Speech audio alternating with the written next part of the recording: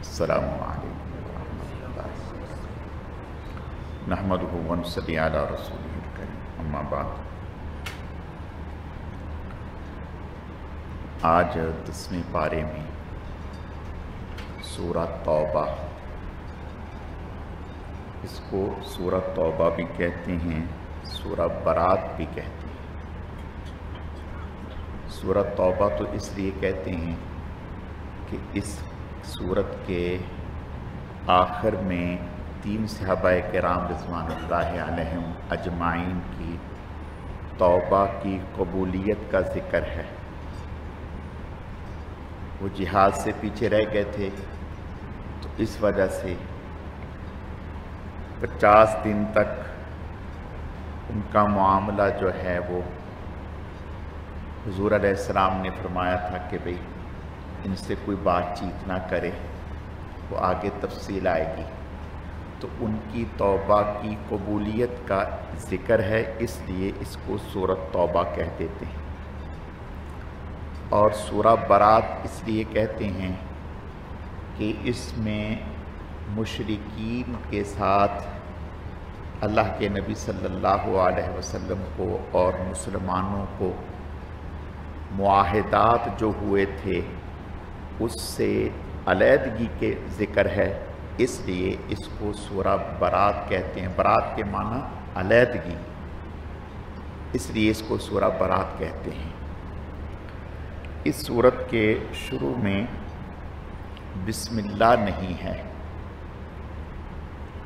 آپ صلی اللہ علیہ وسلم پر جب کوئی سورت یا کوئی آیتیں اترتیں تو حضرت جبرائیل علیہ السلام بتا دیتے کہ یہ آیتیں فلاں سورت کے ساتھ رکھیں۔ آپ صلی اللہ علیہ وسلم پھر ان آیتوں کو فلاں سورت کے ساتھ رکھ دیتے کہ بھی یہ آیتیں فلاں سورت کی ہیں، یہ آیتیں فلاں سورت کی ہیں۔ اور جب کوئی سورت مکمل ہو جاتی، نئی سورت ہوتی، تو بتا دیا جاتا کہ بھی یہ سورت مکمل ہو گئی، اب نئی سورت ہے، تو آپ اس کے شروع میں بسم اللہ الرحمن الرحیم لگا دیتے۔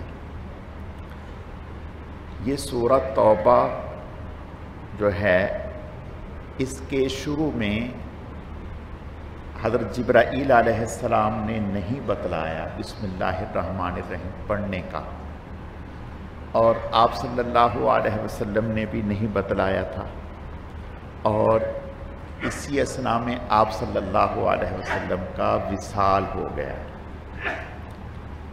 پھر صحابہ کرام رضوان اللہ علیہم اجمعین میں یہ بات کہ آیا یہ سورۃ توبہ الگ صورت ہے یا کسی صورت کے ساتھ ملی ہوئی ہے؟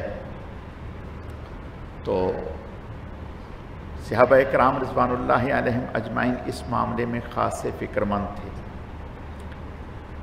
تو حضرت عثمان رضی اللہ تعالیٰ عنہ نے جب قرآن پاک کو جمع کیا تو دیکھا کہ سورۃ برات اور سورہ انفال جو اس سے پہلی سورت ہے، ان دونوں کے مضامین ایک جیسے ہیں، تو انہوں نے ان دونوں صورتوں کو اکٹھے رکھ دیا، سورہ انفال کو پہلے اور سورۃ برات کو بعد میں۔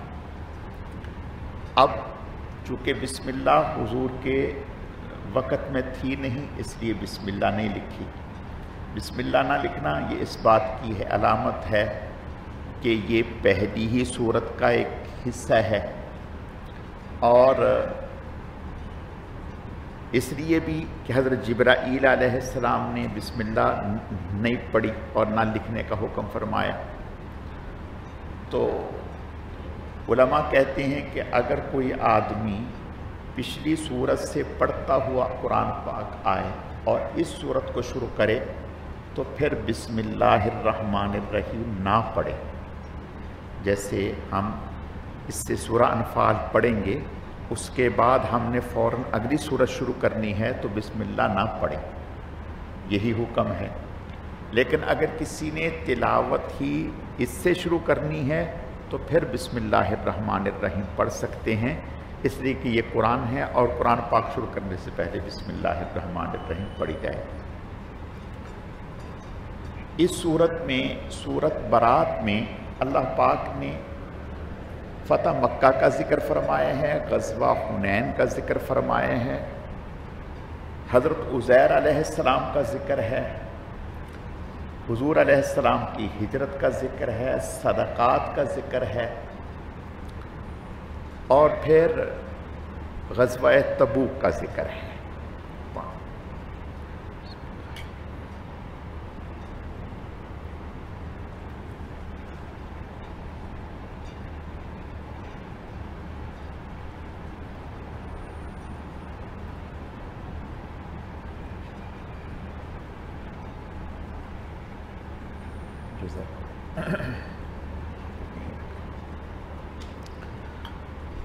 آپ صلی اللہ علیہ وسلم نے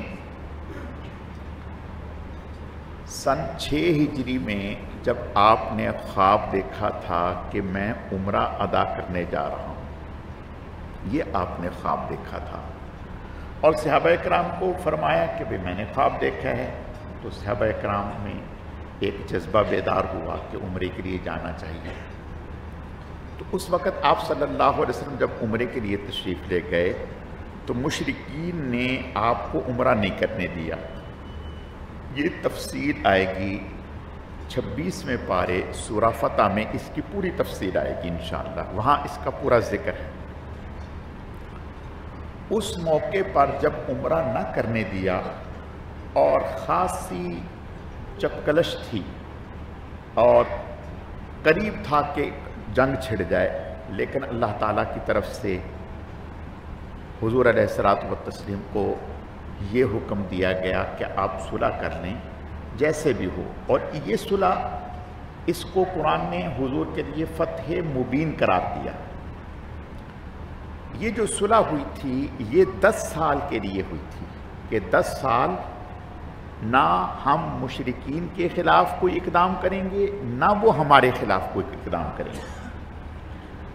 اور قریش سے یہ صلح ہوئی تھی۔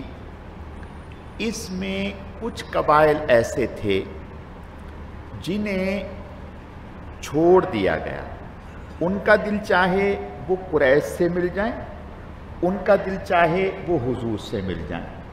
چنانچہ اس موقع پر قبیلہ بنی بکر، جن کا کل ہم نے ذکر کیا، وہ مشرکین کے ساتھ مل گیا۔ انہوں نے کہا کہ بھی ہم آپ کے ساتھ مل گئے۔ قبیلہ خزاع یہ حضور کے ساتھ مل گئے کہ بھی ہم آپ کے ساتھ ہی ہیں۔ یہ ترتیب ہوئی۔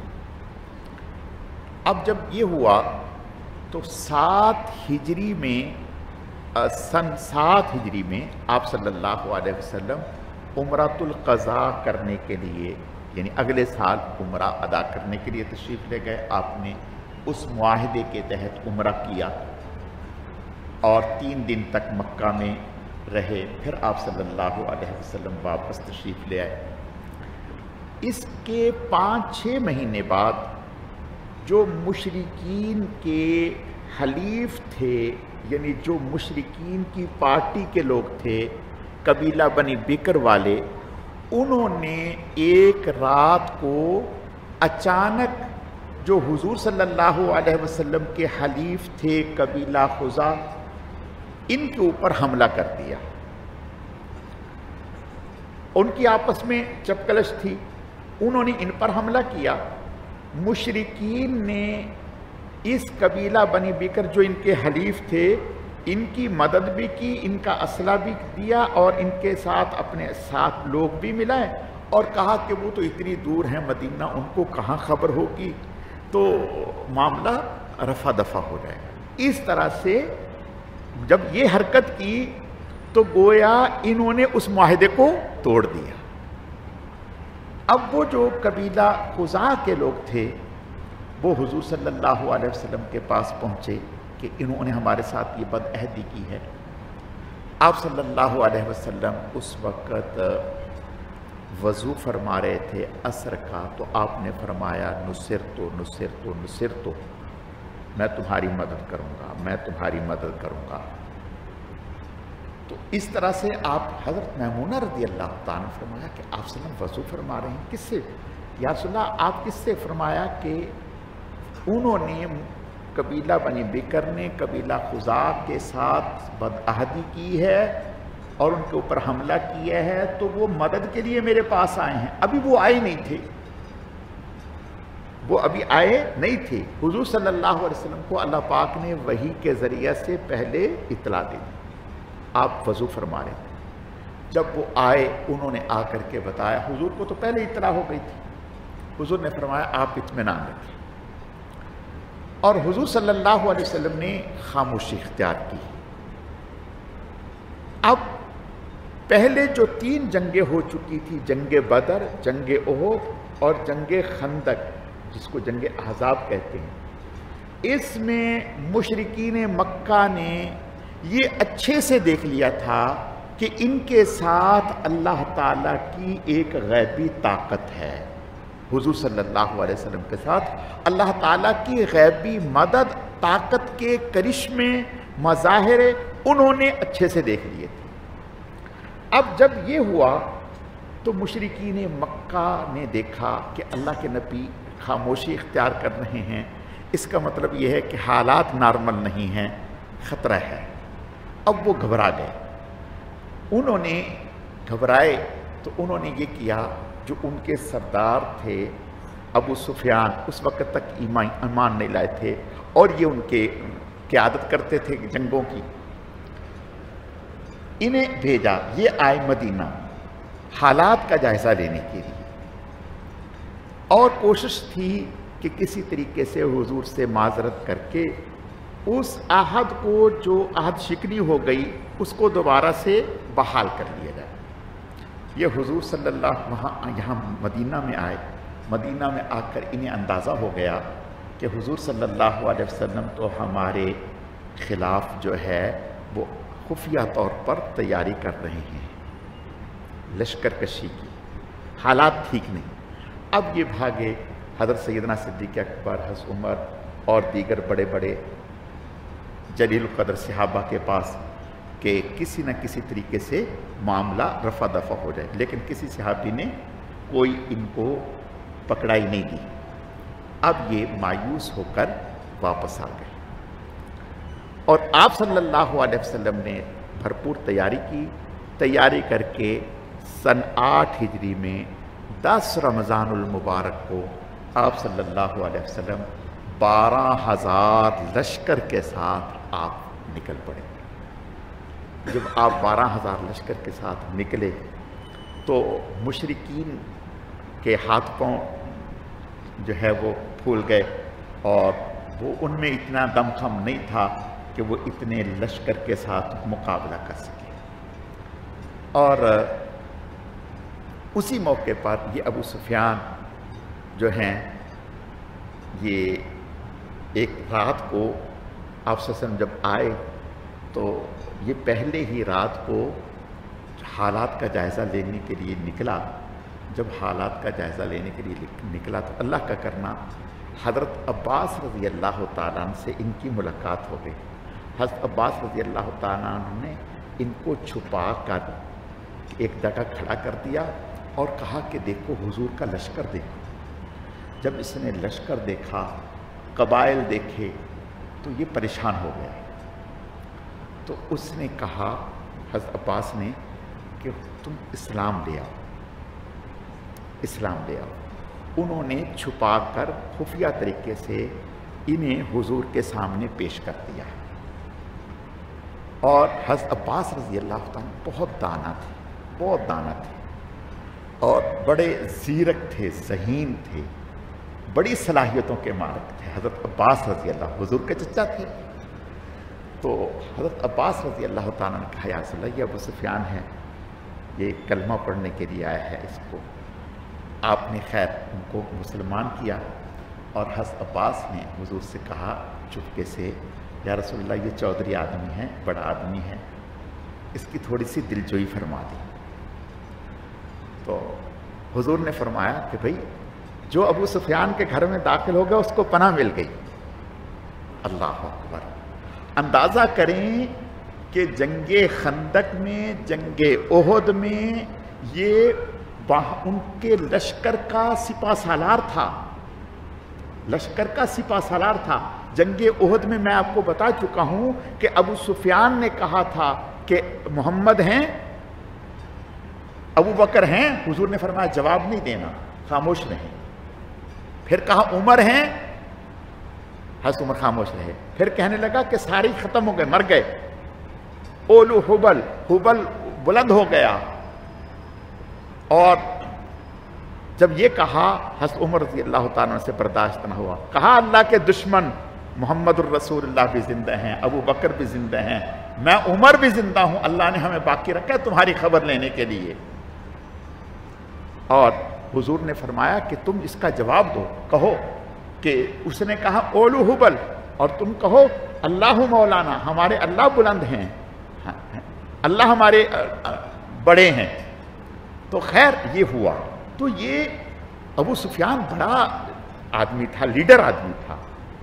تو حضرت عباس رضی اللہ تعالیٰ نے فرمایا یا رسول اللہ ذرا اس کے اوپر تھوڑا سا ہاتھ رکھ دو. آپ نے فرمایا جو ابو سفیان نے کہا کہ بھئی میرا گھر اتنا کہاں ہے کہ سارا مکہ اس میں آ جائے گا، تھوڑی سی گنجائش تھی. آپ نے فرمایا کہ جو حرم میں داخل ہو گیا اس کو بھی پناہ مل گئی. تو کہا کہ حرم بھی اتنا بڑا نہیں ہے کہ سارا مکہ اس میں آ جائے. تو آپ نے فرمایا اچھا جو اپنے گھر کا دروازہ بند کر لے اس کو بھی پناہ مل گئی. کہا اب ٹھیک ہے. اب یہ واپس آیا، اپنی بیوی سے کہا کہ چلو اسلام قبول کر رہا. اس نے ان کی داڑھی پکڑی. کہا بڈھے تجھے کیا ہو گیا، کیا کہہ رہے؟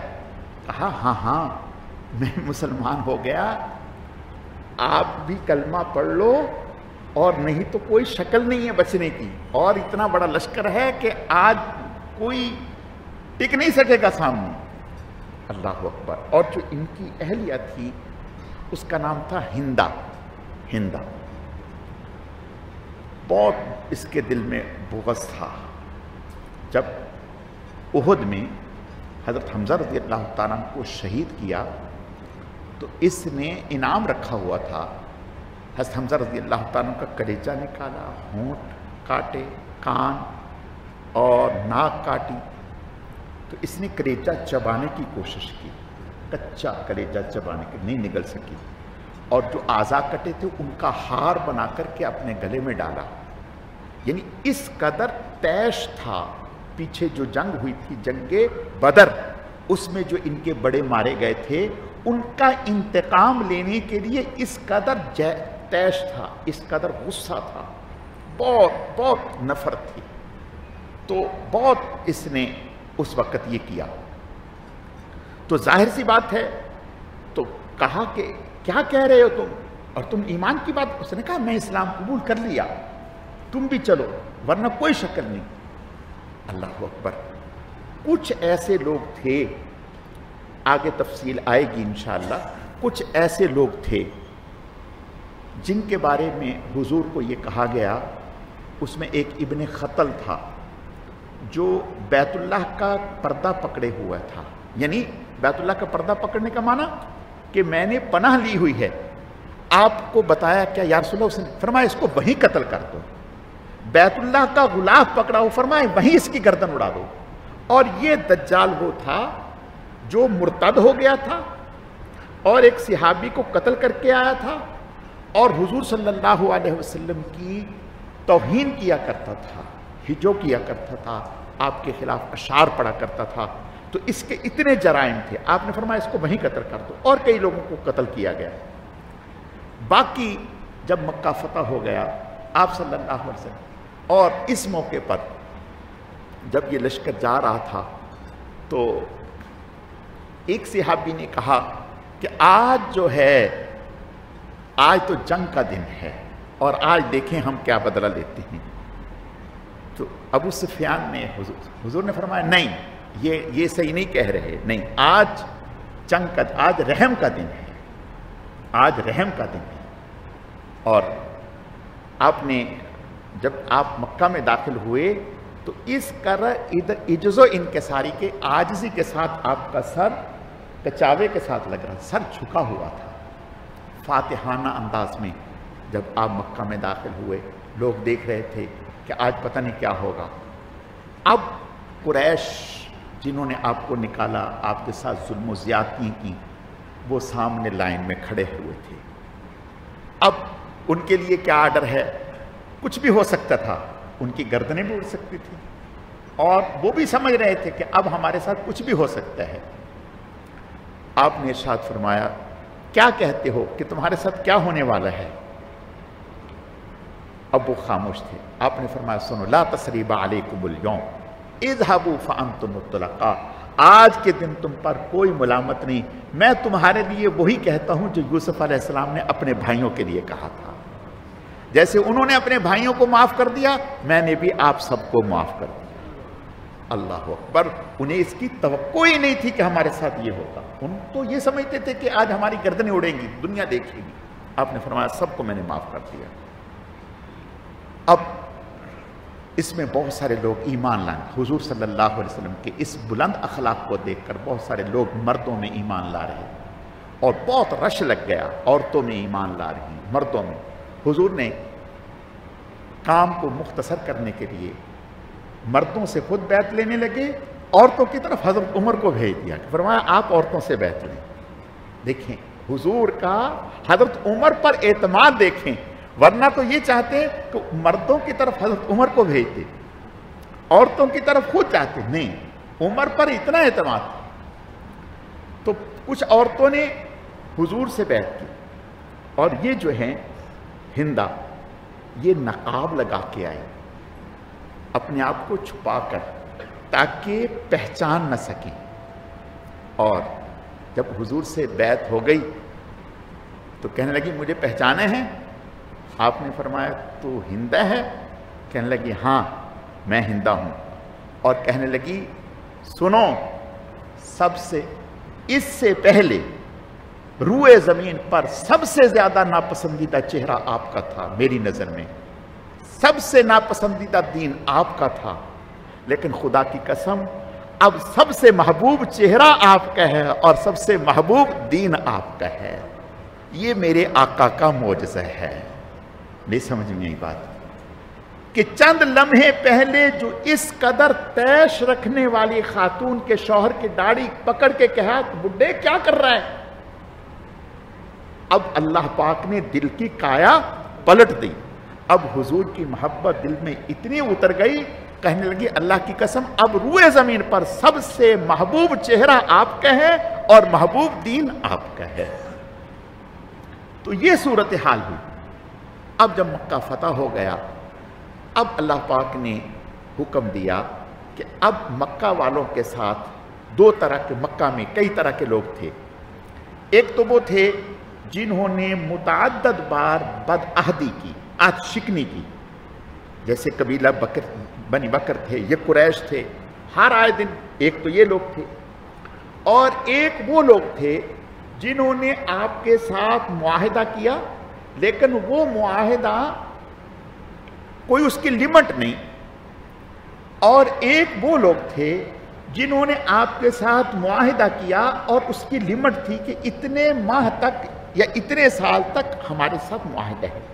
تو اللہ پاک نے حکم دیا کہ جو تو مشرکین مکہ ہیں جنہوں نے عہد شکنی کی ہے، ان کے ساتھ تو فوراً معاہدہ ختم، لیکن ان کو 4 مہینے کی مہلت دے دو۔ یعنی جو ابھی اسلام نہیں لائے، کچھ بہت سارے تو اسلام میں داخل ہوئے، بہت سارے تو ابھی بھی ایسے تھے جو کہتے ہم اسلام نہیں لائیں گے، ہمیں سوچنے کا موقع ملا ہے۔ تو ان کو کہا ان کو 4 مہینے کا موقع مہلت دے دو کہ 4 مہینے کے اندر سوچ لو، ورنہ خبردار مکہ میں اور حدود حرم میں تمہیں نہیں نظر آؤ گے، جہاں تم ہمیں ملو گے ہم تمہاری گردنیں اڑائیں گے، تمہارے ساتھ کھلا اعلان جنگ ہے۔ اور جن لوگوں نے جن سے معاہدہ ہمارا ہوا ہے لیکن لمٹ کوئی نہیں ہے، ان کو بھی 4 مہینے کا ٹائم دے دو کہ بھی 4 مہینے آپ کے پاس ٹائم ہے۔ اور جن سے آپ کا معاہدہ ہوا ہے اور اس کی لمٹ طے ہے، اور انہوں نے اس پورے وقت میں کوئی آپ کے ساتھ بدعہدی نہیں کی ہے، تو ان کے ساتھ معاہدہ اس لمٹ تک پورا کرو جتنی لمٹ آپ نے طے کی تھی۔ تو یہ پوری رکوع اللہ پاک نے اس چیز کا اتارا، لیکن ان سب کو عام اعلان کیسے ہو؟ تو اس کا طریقہ یہ رکھا کہ سن 9 ہجری میں جو حج آئے گا، اس حج کا امیر آپ صلی اللہ علیہ وسلم نے سیدنا صدیق اکبر رضی اللہ تعالیٰ عنہ کو بنا کر کے بھیجا، اور ساتھ اس وقت عرب میں امیر تو حضرت سیدنا صدیق اکبر کو بنا دیا، لیکن یہ ایک اہم اعلان کرنا تھا، اور اہم اعلان جو ہے قریبی رشتہ دار جو ہے وہ کرتا تو اس کا وہ قبول کیا جاتا۔ آپ صلی اللہ علیہ وسلم نے اس کے لیے حضرت علی رضی اللہ تعالیٰ عنہ کو الگ سے بھیجا۔ 9 ہجری میں سیدنا صدیق اکبر رضی اللہ تعالیٰ عنہ کی امارت میں حج ہوا۔ حضرت صدیق اکبر رضی اللہ تعالیٰ نے عام اعلان کر دیا کہ بھئی جن کے ساتھ جو قریش کے لوگ ہیں یا جو دوسرے لوگ ہیں جنہوں نے بدعہدی کی ہے، آج سے 4 مہینے کا انہیں ٹائم ہے، اس وقت سے، کیونکہ سب کو ایک تشہیر ہو جائے، آج سے 4 مہینے کا ٹائم ہے، یا تو وہ اسلام قبول کر لیں یا جنگ کر لیں، نہیں تو پھر وہ یہاں سے ہمارا ان کے ساتھ جو ہے ان کو اجازت نہیں ہے کہ آئندہ وہ مکہ میں یا حدود حرم میں آئیں گے، اور جن سے ہمارا معاہدہ تھا ان لمٹ ان کو بھی ہم 4 مہینے کا ٹائم دیتے ہیں، اور جن کے ساتھ ہمارا معاہدہ لمٹ کے ساتھ تھا ہماری وہ مدت ان کے ساتھ ہم پوری کرتے ہیں۔ تو یہ اللہ پاک نے یہاں 2 رکوعوں میں اس چیز کو بیان کیا۔ اگلی آیات میں اللہ پاک فرماتے ہیں اجعلتم سقایۃ الحاج وعمارۃ المسجد الحرام کمن آمن باللہ والیوم الآخر وجاہد فی سبیل اللہ۔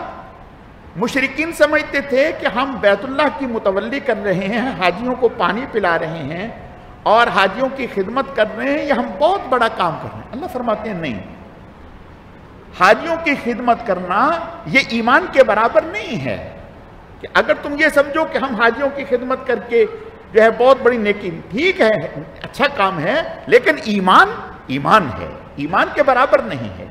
ایمان لانا اللہ پر اور اللہ کے راستے میں خرچ کرنا، یہ اصل نیکی تو یہ ہے، اس چیز کو بیان کیا۔ اگلی آیات میں جنگ حنین کا ذکر ہے۔ جنگ حنین یہ ایک قبیلہ خوازن کے لوگ تھے، یہ مکہ سے 13-14 کلومیٹر فاصلے پر یہ ایک قبیلہ رہتا تھا، اور اس قبیلے کی شاخیں مکہ سے طائف تک پھیلی ہوئی ہیں۔ عرب میں یہ مشہور جنگجو قبیلہ تھا۔ جب انہوں نے یہ سنا کہ حضور صلی اللہ علیہ وسلم مکہ پر جو ہے فتح کر لیا، تو اب انہوں نے کہا اپنے قبائل کو، ان میں ایک جو مین تھا وہ مالک بن عوف تھے، اور یہ ان کے مین لیڈر تھے۔ اس نے پورے قبیلے کو جمع کیا، اللہ کا کرنا بعد میں یہ مسلمان ہو گئے، یہی بعد میں مسلمان ہو گئے۔ انہوں نے سارے قبیلے کو، شاخوں کو جمع کیا، اور جمع کرنے کے بعد کہا کہ دیکھو، بجائے اس کے کہ وہ ہم پر، اب مین ٹارگٹ مسلمانوں کا ہم ہیں، بجائے اس کے کہ وہ ہم پر حملہ کریں، کیوں نہ ہو کہ ہم ہی ان پر حملہ کر دیں، یہ کہا اس نے۔ اور اس نے کئی ساری شاخوں کو جمع کیا، لیکن 2 قبیلے ایسے تھے جو ان کے ساتھ نہیں ملے۔ انہوں نے کہا ساری دنیا اکٹھی ہو جائے، ہم یہ یقین رکھتے ہیں کہ وہ محمد صلی اللہ علیہ وسلم پر قابض نہیں ہو سکتے، ان کے ساتھ اللہ کی مدد ہے، ہم تمہارے ساتھ نہیں دیں گے۔ باقی شاخیں ان کے ساتھ جمع ہو گئیں۔ حضور صلی اللہ علیہ وسلم کو پتہ چلا کہ بھئی ان کے یہ عزائم ہیں۔ آپ نے صحابہ کرام سے مشورہ کے بعد یہیں سے آگے ان کی طرف ارادہ کر لیا کہ یہیں سے تو 12,000 وہ 2,000 جو اس موقع پر نئے مسلمان ہوئے تھے وہ، اور کچھ تماشا دیکھنے والے کچھ لوگ ایسے تھے جو مسلمان نہیں ہوئے تھے۔ انہوں نے کہا، عورتیں مرد انہوں نے کہا، اور مسلمانوں سے دل میں خار رکھتے تھے، مسلمان بھی نہیں ہوئے تھے، آپ نے ان کو معافی دے دی تھی۔ انہوں نے کہا کہ اب ان کا تگڑے لوگوں کے ساتھ مقابلہ ہونے والا ہے، چلو تماشا دیکھتے ہیں کہ کیا ہوتا ہے۔ اگر ہمیں دا لگا اور وہ کامیاب ہو رہے ہوں گے قبیلہ حوازن، تو ہم بھی اپنی دشمنی نکال لیں گے، اور اگر نہیں تو چلو خاموش تماشا تو دیکھیں گے۔ تو اس طرح حضور کے ساتھ جو لوگ گئے وہ 16-17 ہزار لوگ تھے، اور قبیلہ حوازن کے جو لوگ تھے وہ 27-28 ہزار لوگ تھے۔ جن میں 4000 تو نوجوان تھے جو تیر انداز تھے، نشانہ باز تھے، جنگجو تھے۔ اچھا، قبیلہ حوازن کے لوگوں نے یہ کیا کہ انہوں نے یہ طے کیا کہ ہم جو نکلیں، ہمارا بچہ بھی نکلے گا، ہمارا مرد بھی نکلے گا، ہماری عورت بھی نکلے گی، حتیٰ کہ جو گھر میں جانور ہیں ان کو بھی ساتھ لے کے چلیں گے۔ اور اللہ کا کرنا، وہ جو جانور لے کے نکلے تو ان جانوروں میں 24,000 تو خالی اونٹ مسلمانوں کو غنیمت میں آئے۔ 24,000 اونٹ خالی غنیمت میں مسلمانوں کو آئے۔ 40,000 بکریاں غنیمت میں مسلمانوں کو آئیں، اور 6,000 اوقیہ چاندی یہ مسلمانوں کو غنیمت میں۔ یعنی جتنا وہ کچھ، اور انہوں نے یہ حرکت کی اس لیے، انہوں نے کہا کہ جب سارا گھر، سارا مال، بچے، عورتیں سب لے آئیں گے تو پھر پیچھے کوئی بھاگ نہیں سکے گا۔ پیچھے بھاگے گا تو کاروبار کے لیے بھاگے گا نا، بیوی کے لیے بھاگے گا، بچوں کے لیے بھاگے گا۔ جب بچے بھی یہاں، بیوی بھی یہاں، کاروبار بھی یہاں، اور جانور بھی یہاں، تو پیچھے کو یعنی جم کے لڑیں گے۔ یہ انہوں نے طے کیا۔ اب صحابہ کرام رضوان اللہ علیہم اجمعین جب گئے، آگے لڑائی شروع ہوئی، تو صحابہ کرام کے بعض کے دل میں یہ خیال آ گیا کہ آج تو ہم اتنا بڑا لشکر ہیں، تو آج تو ہم ان کی اینٹ سے اینٹ بجا دیں گے۔ وہ کیا سمجھتے ہیں، ہم جب 313 تھے تو اس وقت ہم نے، تو یہ خیال کثرت کا، لقد نصرکم اللہ فی مواطن کثیرۃ ویوم حنین اذ اعجبتکم کثرتکم، جب تمہاری کثرت جو ہے وہ تمہارے دل میں عجب پیدا کر، اس سے تھوڑا سا۔ اب اللہ کا کرنا یہ ہوا کہ انہوں نے اپنے جو جنگجو نوجوان تھے انہیں مختلف پہاڑوں پر بٹھا دیا۔ اب جب لڑائی شروع ہوئی، انہوں نے ایسے تیر چلائے کہ یوں لگ رہا تھا کہ بارش ہو رہی ہے تیروں کی۔ اب ادھر صحابہ کرام رضوان اللہ علیہم اجمعین کے قدم اکھڑ گئے۔ جب قدم اکھڑ گئے تو آپ صلی اللہ علیہ وسلم رہ گئے، اور آپ کے ساتھ 10، 12 یا 15، 20 صحابہ کرام جو جلیل القدر تھے۔ حضرت عباس تھے، حضرت ابو سفیان بن حارث تھے۔ یہ ابو سفیان بن حارث، ان کا بھی عجیب معاملہ ہے، ان کا بھی بڑا زبردست واقعہ ہے۔ اور یہ 20 حضور کے رضائی بھائی ہیں، یعنی حضور نے اور انہوں نے ایک عورت کا دودھ پیا۔ شکل میں حضور کے مشابہ تھے، حضور سے بڑے بہادر تھے۔ 20 سال تک حضور کی سخت مخالفت کی انہوں نے، سخت دشمن رہے حضور کے۔ اور فتح مکہ کے موقع پر جب انہوں نے صورتحال دیکھی تو اپنے بیوی بچوں سے کہا کہ چلو نکلو، بھاگیں ہم لوگ۔ بیوی بچوں نے کہا کہ تمہیں کیا ہو گیا، ساری دنیا ان کے دیوانے ہو رہے ہیں اور آپ بھائی ہو کر کے آپ باز ہی نہیں آ رہے دشمنی سے، آپ کو کیا ہو گیا؟ نہیں، ہمیں حضور کا ساتھ دینا چاہیے، حضور پر ایمان لانا چاہیے۔ اللہ کا کرنا دیکھیں، بیوی نے، بچوں نے یہ کہا۔ جب انہوں نے یہ کہا تو بچے ان کے ساتھ ہو گئے، اور یہ چھپ چھپا کر اپنا روپ بدل کے چھپ چھپا کر حضور سے ملنے کی کوشش کرتے رہے، اور ڈر بھی رہیں کہ کہیں ایسا نہ ہو کہ حضور کے پاس پہنچنے سے پہلے ہی مجھے کوئی نمٹا دے۔ ظاہر ہے، تو اب یہ حضور کے پاس جب گئے تو حضور نے چہرہ پھیر لیا، یہ دوسری طرف سے گئے، حضور نے چہرہ پھیر لیا، پھر تیسری طرف سامنے سے گئے، حضور نے چہرہ پھیر لیا۔ اب یہ گھبرائے کہ بھئی ایسا نہ ہو کہ اب میں یہ قتل کر دیا جائے، تو انہوں نے حضور کو قرابت کا واسطہ دیا، کہا کہ آپ تو میری معذرت قبول کر دیں اور مجھے معاف کر دیں۔ آپ صلی اللہ علیہ وسلم، میں کلمہ پڑھتا ہوں، میں مسلمان، آپ صلی اللہ علیہ وسلم نے انہیں معاف کر دیا، اور آپ نے کہا کہ ٹھیک ہے، اللہ تعالیٰ تمہیں معاف کرے۔ اب اس موقع پر جب یہ صحابہ کرام چھٹ گئے تھے، انہوں نے حضور کی رکاب پکڑی ہوئی تھی، اور یہ حضور کے دفاع میں آگے بڑھ کے لڑ رہے تھے، اور یہ فرما رہے ہیں، ابو سفیان فرما رہے ہیں کہ حضور کو اندازہ نہیں تھا کہ میں آپ پر جان لٹا دینا چاہتا تھا۔ اس موقع پر میں چاہ رہا تھا کہ میری جان چلی جائے آپ کی حفاظت میں. اور اس موقع پر حضرت عباس رضی اللہ تعالیٰ عنہ حضور سے فرمایا کہ یا رسول اللہ وہ دیکھیں سفیان بن حارث کو دیکھیں تو وہ آپ کے لیے جان لٹا رہا ہے. آپ نے فرمایا ہاں اللہ تعالیٰ اس کو معاف فرمائے، اور جو انہوں نے میرے ساتھ پہلے دشمنیاں کی ہیں اللہ اپنے کرم سے ان کا ازالہ فرما دے. یہ حضور کے قریب ہوئے، حضور کے قدمین مبارک کو بوسہ دیا، سواری میں ہی بوسہ دیا. ہاں جی، اور کہا یا رسول اللہ میں آپ پر آپ ان سے اتنے خوش ہوئے، آپ نے فرمایا کہ اللہ نے مجھے حمزہ کی جگہ سفیان دے دیے. یعنی حضرت حمزہ تھے نا، فرمایا ان کی جگہ یہ مجھے یہ دے دیے، یہ اللہ کے شیر ہیں. انہیں کہا یہ اللہ کے شیر ہیں. تو اس موقع پر حضرت عباس، حضرت ابو سفیان یہ اور چند ایک صحابہ کرام رضوان اللہ، اس موقع پر ایک شیبہ بن عثمان تھا، اور یہ وہ شخص تھا جس کا والد جنگ بدر میں حضرت حمزہ رضی اللہ تعالیٰ عنہ کے ہاتھوں سے قتل ہوا، اور اس کو بڑا سخت غصہ تھا. یہ دل میں انتقام لیے ہوئے تھا، موقع کی تلاش میں تھا کہ مجھے موقع ملے میں حضور پر حملہ کروں. اس موقع پر اس نے موقع بنایا اور حضور کے قریب آیا. جب حضور کے قریب آیا تو آپ صلی اللہ علیہ وسلم نے ان کی طرف یکدم ان کی طرف دیکھا، فرمایا شیبہ ادھر آ. ان کو قریب کیا اور ان کے دل پہ آپ نے سینے پہ ہاتھ پھیرا اور فرمایا اے اللہ اس کے سینے کو صاف کر دے اور شیطان اس کے سینے سے نکال دے. اللہ اکبر.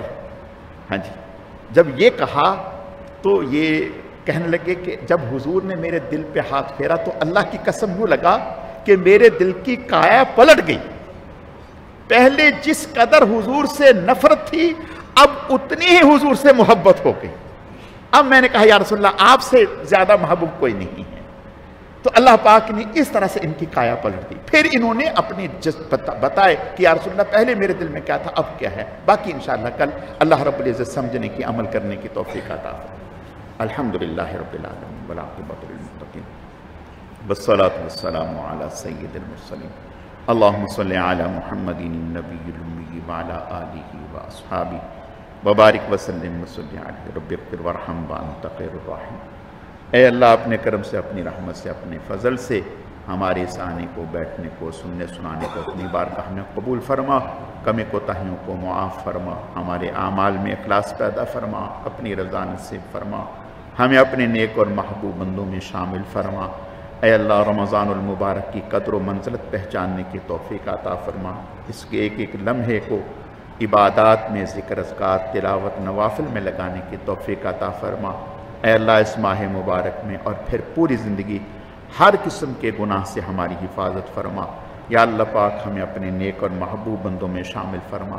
خاتمہ ایمان پر فرما. سبحان ربک رب العزت عما یصفون وسلام علی المرسلین والحمد للہ رب العالمین برحمتک یا ارحم الراحمین.